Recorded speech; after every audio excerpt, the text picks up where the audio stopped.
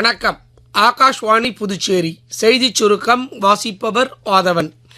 இந்தியாவை வளர்ச்சியடைந்த நாடாக மாற்றுவதில் ஊடக நிறுவனங்கள் முக்கிய பங்காற்ற வேண்டும் என்று குடியரசு துணைத் தலைவர் திரு சி.பி. ராதாகிருஷ்ணன் கேட்டுக் கொண்டுள்ளார்.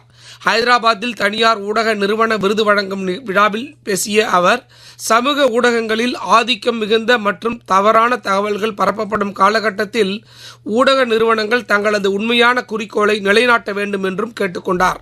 பிளாஸ்டிக் பொருட்களை 100% மறுபயன்பாடு மற்றும் மறுசுழற்சி செய்ய பிளாஸ்டிக் தொழில்துறையினர் ஆக்கப்பூர்வ முயற்சிகளை மேற்கொள்ள வேண்டும் என்று மத்திய வர்த்தக தொழில்துறை அமைச்சர் திரு பியூஷ் கோயல் வலியுறுத்தியுள்ளார்.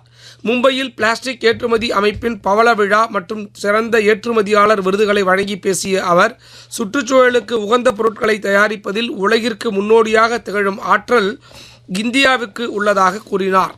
தமிழகத்தில் மேற்கொள்ளப்பட்டு வரும் வாக்காளர் பட்டியல் சிறப்பு தீவிர திருத்தப் பணியில் ஈடுபடும் அங்கீகரிக்கப்பட்ட அரசியல் கட்சிகளைச் சேர்ந்த வாக்குச்சாவடி நிலை முகவர்கள் உறுதிமொழி பத்திரம் அளிக்க வேண்டும் என்று தலைமை தேர்தல் அதிகாரி திருமதி அர்ச்சனா பட்நாயக் தெரிவித்துள்ளார்.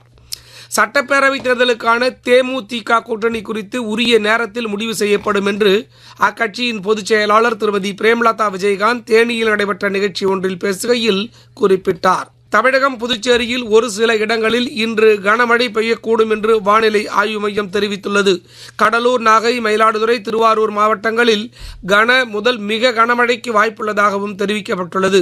இதனிடையே புதுச்சேரி கல்வித்துறை அமைச்சர் நமச்சிவாயம் கனமழை எச்சரிக்கை காரணமாக காரைக்காலில் உள்ள அனைத்து அரசு மற்றும் தனியார் பள்ளிகள் மற்றும் அனைத்து கல்லூரிகளுக்கும் இன்று 17ஆம் தேதி விடுமுறை அளிக்கப்படுவதாக தெரிவித்துள்ளார். இத்துடன் இந்த செய்திச் சுருக்கம் நிறைவு பெறுகிறது.